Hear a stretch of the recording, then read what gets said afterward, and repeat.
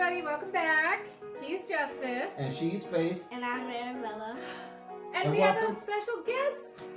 So we're going to talk today a little bit about... Wait, welcome. I said welcome back. No, welcome to the job. We are coming in. Okay, fine. Wait, welcome to we're the not Justice editing this. Show. We're going to do this because this is what you guys expect. So, He's Justice. she's Faith. And I'm Arabela. And welcome to the Justice and Faith Show. Boom. Y'all can fast forward. Today we're talking about, well, basically quarantine and how we've been handling ever since we shut down back in freaking, what was it, March? Yeah. So all of the stuff from then leading all the way up until now, and we got some fresh perspective on some things that we're going to talk about. Yeah, the overall topic is going to be that children matter, their thoughts, their opinions, their emotions. I believe that a lot of us as adults, we tend to forget that we get angry and we get sad and we get frustrated, and our kids do too. And just because they're kids, we just expect them just to go and do whatever we say. And that's not fair to them. So we wanted to bring an actual kid here to know how they feel about the situation, because we're dealing with it and we've struggled, and we're going to kind of go into like our struggles and our thoughts since March.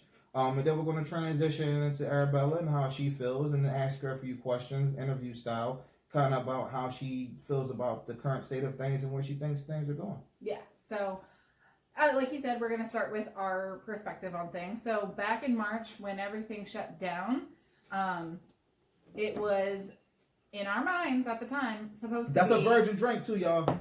Y'all know how I get down. That's a virgin drink, but it's good. Everything without the...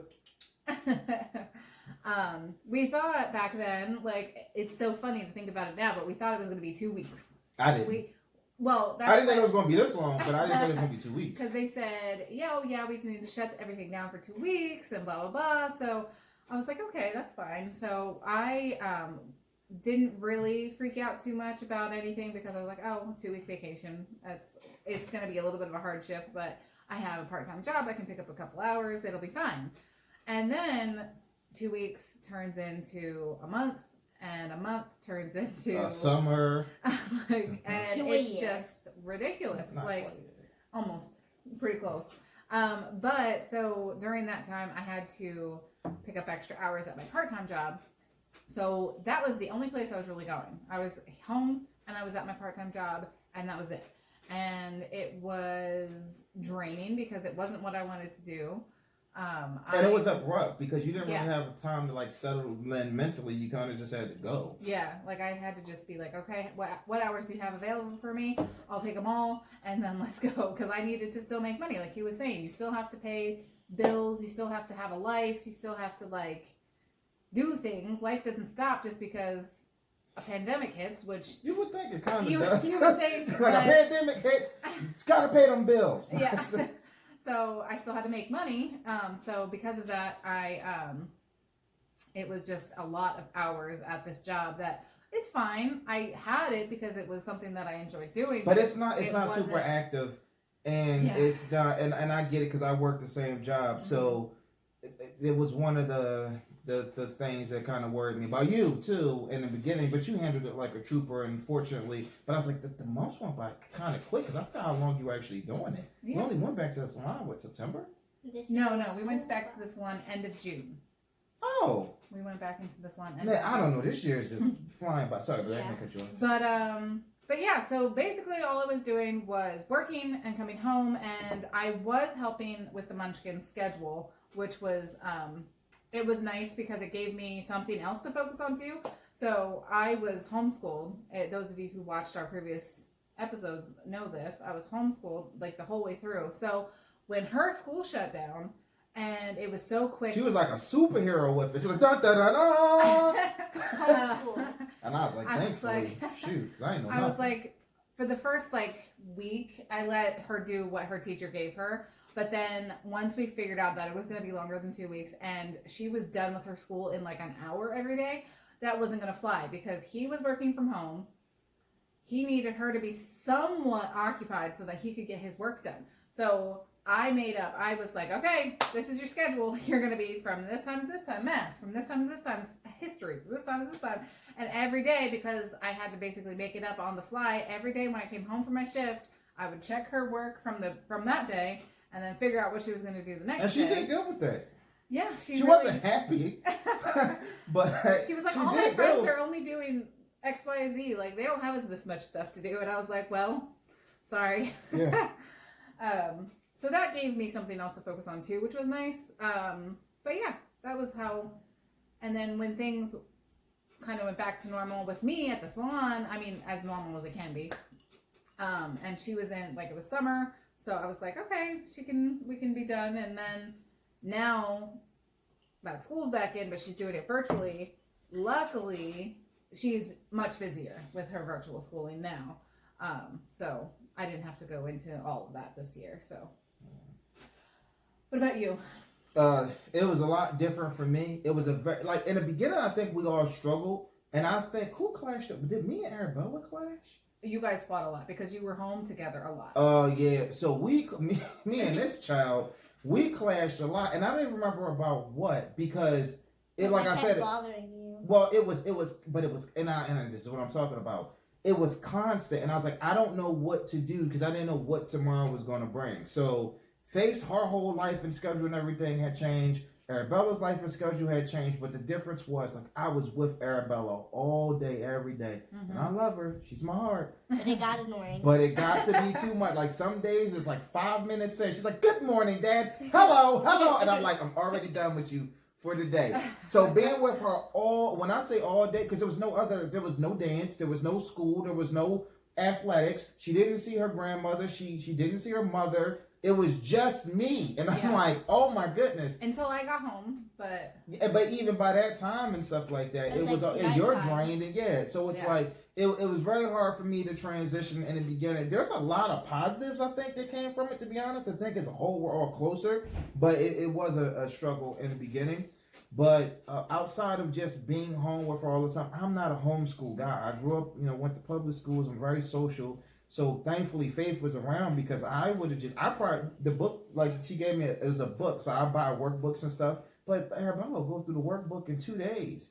So it's one of those things where it's like, and I didn't check the work. It's like, she'll be like, I'm done, Dad. And I'm like, you're done. And I'm like, watch Wildcrats on TV. Or something, because I'm like, I don't know what else to do because my temperament and how I am, I'm not that kind of a parent, not that kind of a person where I could just shut my stuff down and then go tend to her and then come back and whatever. Like, I'm a momentum-based person. So when I'm on a roll, I'm on a roll. And then there was nothing else for me either. So it was just school. It was just work. And then it was her. And there's nowhere to go. There's nothing for me to do. So I think during that initial time, I handled it better than I would think I would handle it. But over time, it's just kind of like, and this is before I was going to the gym or anything like that. So the gym wasn't as therapeutic as it is for me now. So it's like I'm used to going out on it, even if it's the movies or dinner and stuff, and all this stuff was shut down. I couldn't really see my friends. Like, we couldn't go on date nights. So there was nothing. I don't remember. Like, when I think about it, I'm like, damn, the only literally the only thing was the daddy-daughter dance.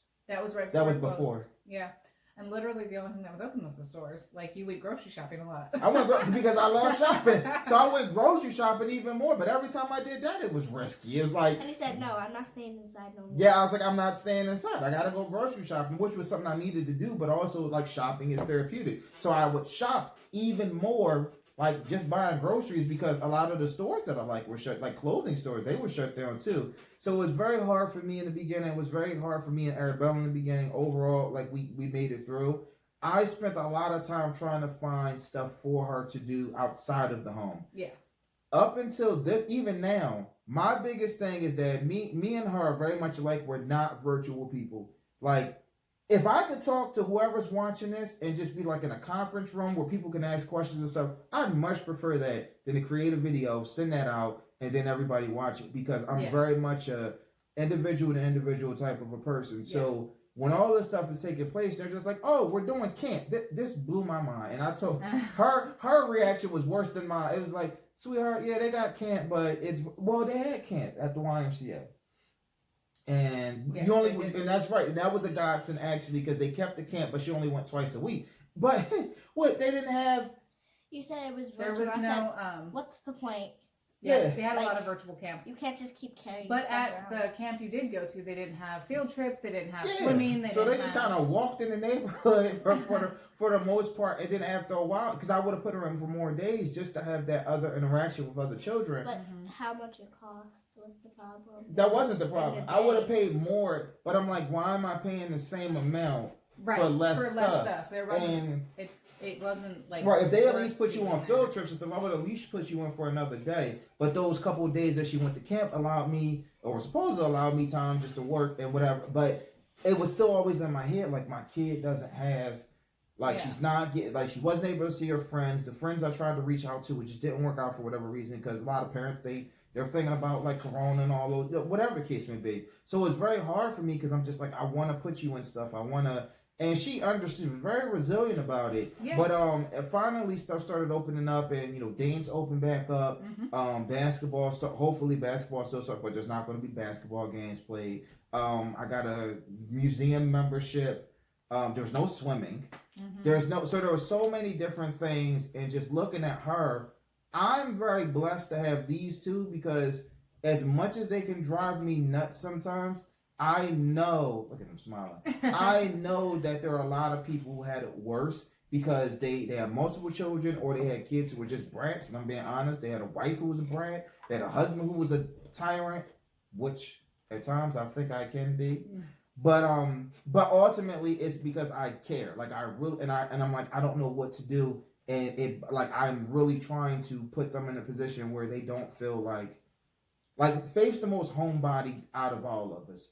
Arabella is very social like I am, but she also is very, she's her own entity as well. I'm probably the most needing to be out and about because it gives me a chance, whether it's with them, without, I just need to be away because it makes me feel free. When you put a wild animal in an enclosed space and I'm not sick and I'm not hurt, it's like, so after a while, it got to me mentally. It got to me in regard to her. And so we're transitioning to how she feels now because at the beginning of it, the thing that always mattered most to me was not just her, but it's all these other children that are suffering because, the domestic abuse rates are going up. Yeah. People didn't have money for food. People didn't have money for food. It's like I would watch people go to the schools to pick up food and things like that. Because it's crazy, to think about how much people relied on school to feed their kids, to educate their kids, to socialize their kids, to that is what kids do. That's their day during most of the year. So for them to just stop that so suddenly with no warning whatsoever because they went one day and literally and it was in the middle day, of the school year, which I didn't even think about. And let me just draw another caveat for Arabella, just to show how incredible of a kid she is. Was it the previous year? Was that our first year here? Yes, I think so. Before this even happened, Arabella had a calendar year where she went to 3 different schools. 3 different schools, 3 different counties, and then this happens. So that makes it even harder for me when she's looking for attention or she's looking for something and I can't do something because I'm just like, I put her through that. And then this I had nothing to do with, but I'm like, at the same time, it's like this kid hasn't had a break in the last couple of years in regard to school. And this was her last year at this school because it only goes to 4th grade and we're blessedly, hopefully we're moving next year, so she'll be in a whole different district. So she was excited to spend her last year, and this is how this is turning out. So there's times where I'm just, but she's a very goofy, very weirdy, not weirdy, but she's very so it's very difficult to know what's wrong, if anything is actually wrong. But she also will say stuff is wrong when it's not. But she's a fun-loving, bright child, which I'm very thankful for because she comes from a dark spot.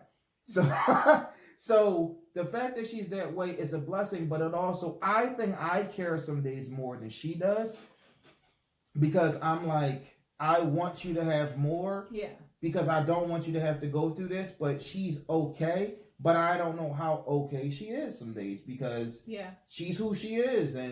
But I'm like, I know these things matter to her. She's like, I'm not really happy about this, but it is what it is. And I'm like, I've learned from her in that respect where it's like, if she's willing to roll with the punches, because children don't get it.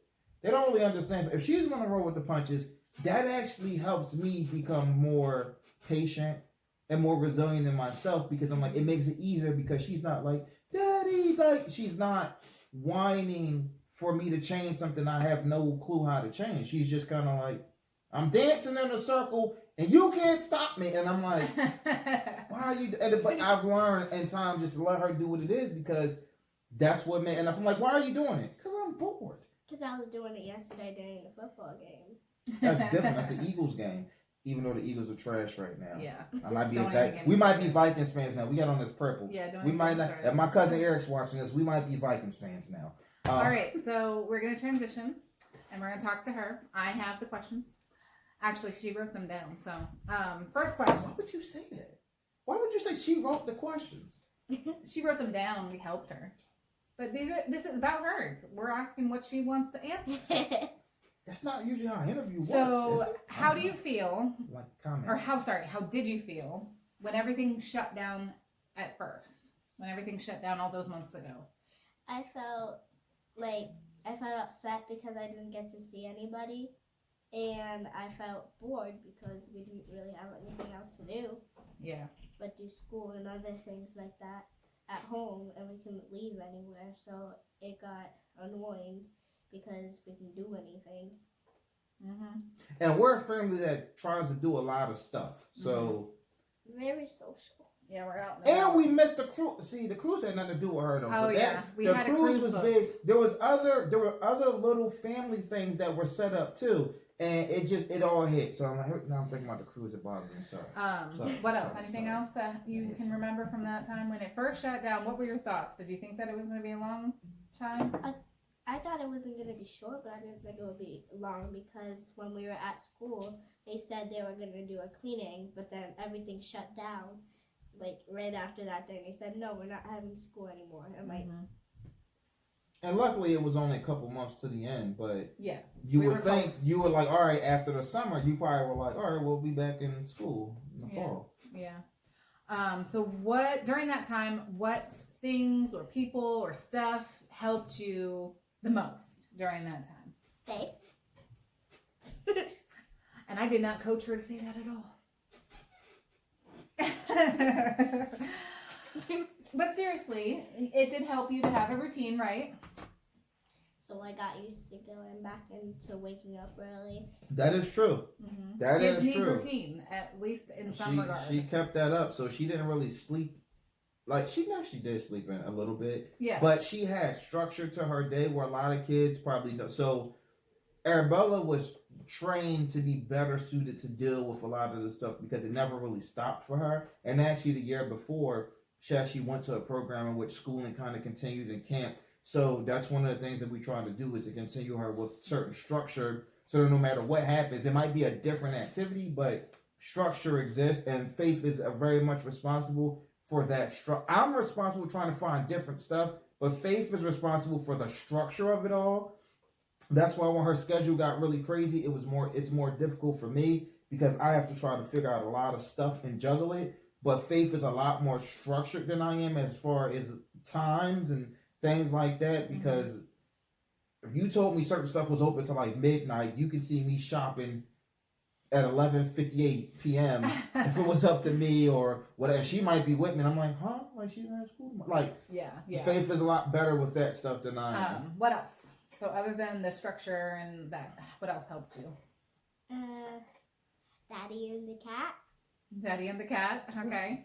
Shout out to Jax. I feel so bad for the cat, though. Honestly. Shout out to Jax. He over there sleeping there, but shout out to Jax. Jax might have been the MVP. He definitely. And honestly, he doesn't get enough respect. I tried to give him some turkey yesterday. He doesn't get enough respect because honestly, he was her best friend this whole summer. Yeah. And we had to put him down. But every time I said it, I had to like walk it back, because I was like, that's like her buddy. No, the only time I would say it is when he started to meow. Oh, well, they have that symbiotic relationship now. Like, he'll get away. She's like, fine, forget you then anyway. And then 5 minutes later, she's picking him back up, and he's just sitting there. So They have a love-hate relationship. And then as far as technology, what technology did you use a lot? A computer. Computer. And who'd you call every day? We didn't have what computer did we use? Yours. We used That's Kindle. my work one.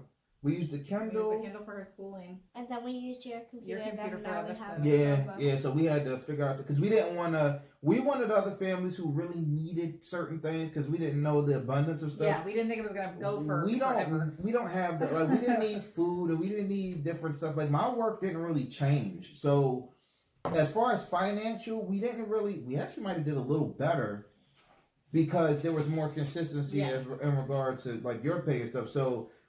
We didn't need certain stuff, but in my head, I was just like, I wanted other families and other kids to have resources that they might not have been afforded before. And who else is the other MVP? Who'd you talk to outside the house every day? Mima.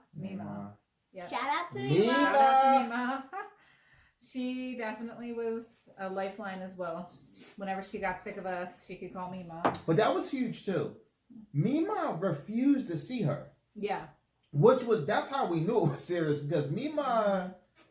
I was like, no. Yeah, I would honestly not have thought it would have been Mima to say no, and the fact that they went that many months without seeing each other, that was a very big thing because it was like 3 solid months of her not going hardly like she saw a handful of kids before the camp. I think it was maybe a handful of kids. We saw Nia and Nevaeh. Mm-hmm. We saw them once. It was supposed to be distanced, and it was. Yeah. but it was like when I say, and she was in her room a lot. Mm-hmm.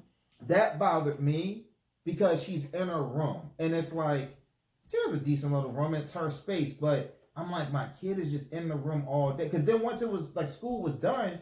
It didn't mean she got to go anywhere new. It just meant she went to the living room. I mean, the weather started getting nicer, so that helped. We took bike We rides. walked. We walked. Yeah, we walked a lot. So that helped when it got nicer. All right. So this year, virtual schooling. Thumbs up or thumbs down? Definitely 2 thumbs down. 2 thumbs down. What's the worst part about virtual schooling? Like, what don't you like about it? That the technical difficulties. Yeah. When it first started and she was doing it here, before we found the godsend that is the OLIVET. Shout out to the OLIVET. Let me tell y'all how this worked out, and I have to pay, and I'm actually cool with a lot of the people who work there, which makes me feel better because when there's little stuff that happens, they reach out to me directly. But when I first found it, I kept looking at it, and I kept looking back, and I was like, oh my goodness, it's opening up. It was $30. Just flat rate for everything. For everything. For the year. They paid us. I would have paid $30 a day. Right. That's what I thought. Or a week or whatever, because they give them 2-3 meals 3 a meals day. every day. They help us with school and they do other activities between the things we have. Yeah, it's ridiculous. It's so awesome. But before that opened and she was doing her school here, that's when we had a lot of technical difficulties and she was missing. I was like, we cannot do this all year. Like, I was getting frustrated. She was getting frustrated. It was just awful. Right. But then it must have been her connection or something because now she's doing okay. Because I think, I don't know if we're using my personal computer or my other computer or whatever. Like, my computer. No, she was using her Chromebook at that time. But the Chrome, she doesn't use it really. So it's like, you know how I feel about you when you use a cell phone versus using a laptop to conduct business? Because desktop is different than whatever. So it's a lot like that. Like when she's using that and just the way that it's set up and everything like that, it's just goofy. But now she's getting at least to go to the OLIVETs like every day, which is wonderful. She gets interaction, she gets help with school. It's great. It gives us a chance to go to work, but it also gives her a chance to see other kids. And when I say other kids, it's not necessarily just good parts of it. She sees other kids that are struggling, that don't have. I was told that a lot of them don't even know how to read. And some of them are the same age or older than her. Well, because this grade and younger is like really a clutch time in a child's development in grades and learning. And it's just awful that it's virtual and it's been like this for however long it's been. What do you miss the most about pre-pandemic? Seeing my friends and being around people and get to hug people and not be close to each other. Elbow bumps. Not having a social distance. Yeah. Being able to hug and see friends. Anything else? And seeing more family Yeah. and get to do more stuff. Yeah, basically just everything. Pretty much life was not basically. closed. Life wasn't closed. And then the last question we have, so what are some things that if you could talk to your teacher or other teachers, what are some things that you would want them to know that you think they don't understand about students and virtual schooling? That some students, like when people are late, they don't know how to explain how they were late, and It's kind of funny when you think about it. Like, I was late. Yeah, home though. There's no traffic. I was There's pooping. no. It ran a little bit long. and then other things like they don't know how life is going for them. So when people have bad days or they have That's a very good point. they don't know what's happening in their life, so then they try to explain, but they don't want people to know really. Mm-hmm. Oh, that's Right. a very good Yeah. point. Because you Because had it's an on- incident. It's on with the whole school. Yeah, because you had an incident. The teacher reached out to me and she's like, well, it's abnormal because Arabella doesn't normally do this. We were frustrated with math and you cut the camera off and just left the meeting. And she's like, that's odd. She's like, she just like, I guess she tried to talk to you. You just said, bloop. And I'm like, in life we think about like if your boss is saying something to you, you just like, boop. I had technical difficulties. I don't know what happened. Like I had bad service or something like that. You just like, What was the other thing you said about PE or gym or something? She refused. She was like, you're probably gonna get a call from my teacher because I don't want to do gym. She refused to do her specials because she said, I'm not doing gym virtually. And we had a conversation, and just the way, because I said she's goofy. She did not have a goofy conversation. She was very much like, I'm not doing specials because it doesn't make sense. Arabella, since she's been born, if she makes sense to me, I let her get away with certain stuff because I'm like, it makes sense. When she said that to me, I had to pull my dad hat on and say, well, you're right.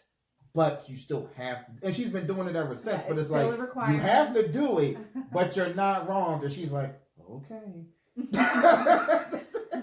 But I'm like, she's better than me because I probably would still be like, I'd probably be running around and videotape myself running around. And say, I'd probably be really crazy if this was me. So I'm glad that it's her dealing with it per se because I would be a hellion. That was actually the last question. But no, we wanted her to talk about what adults and parents should probably know about their kids right now. Because like I said, Okay. I've been excessively worried throughout this whole time, but she didn't really exhibit stuff. But there's other kids that probably do exhibit stuff, and I just don't think the parents are. So other than teachers, what should adults know about kids right now? That it's not easy to be a kid right now because everybody's yelling at them like, why aren't you doing what you're supposed to? And usually we don't know what we're supposed to do because they don't tell us what to do if we get something wrong. And we're not parent-teacher conference. I said, are there any resources that can be given to me to help my daughter with math if she's struggling? Because I can't help her because she has to learn how you're teaching her. I learned 20 some odd years ago how to do it this way. And they're just like, well, send more resources. Adding all these 5,000 other steps. Right. Really and it's like, yeah. I don't know nothing about Prodigy and stuff like that. So I'm just like, do you use it? She's like, not really. But even still, if that's the case, and she can learn what she needs to learn on Prodigy, and this is just real, we've had these conversations like, well, why do I even go to school? Yeah. And it's a real conversation that some kids might be thinking. And I think that because a lot of kids don't like certain nuances of school anyway, like the biggest piece of going to school for kids is what? What? To learn and to see people. You said that was such a politically correct answer. But we to see people. As kids, we there's very specific things that we always enjoyed, no matter who you were. Recess and lunch. That's universal. I always say lunch was my favorite. Nobody ever said, I don't like lunch and I don't like recess. PE for a lot of people because you got to play games. But some people, if you're not really physical, you don't like PE. Lunch and recess. We don't like the learning part. Yeah, it's like the learning part, we can do without that. But it's like you accept it to get to the other pieces. It's kind of like, all right, I clean my room, but we're going to the arcade, so I'll just do the room and just give these adults what they want. But it's like, it's one of those things where we're trying to figure out exactly how kids feel, but some kids don't talk. Like, since she's been born, I've talked to her. I never talk baby talk. I talk to her as I'm talking to her now. So the fact that if she doesn't talk to me, she might talk to her. So somebody's getting spoken to about something. So we typically know. I don't really like talking about my feelings. Yeah, most so of the time. so it makes it very difficult to kind of know how she really feels because she's not a very reactive kid, but when she does react, it's you gotta go. She's not a bad kid, so I want to try not to overreact because she's reacting in a way. But I'm like, well, how did you get to this point? And she's like, and I'm like, how did you get to this point? And I'm like, I don't know. Then 5 minutes later, she's fine. I'm like, yeah. I don't want to say it's because she's a female, but so just to give some perspective, how old are you, Arabella? I am 9. What grade are you in? 4. And what is your favorite thing to do outside of school now, during this time of life? What's your favorite thing to do? Dancing. Yeah, so that's to give a little perspective on like the age range we're talking about with this one. But I think it's pretty universal with like her age and around like a couple years, give or take. But anything else you want the people to know? Yeah, anything you want to leave them with? Because they don't know when they'll see you again. Yeah. I don't either. Anything else? No. No? Alright. Well, that's all the time we have for today. So we're going to be signing off and... Alright, I forget this part. I've been drinking. Keep your faith strong. And maintain justice. And Arabella, you got something? See you. There you go. There you go. Bye, everybody. Bye.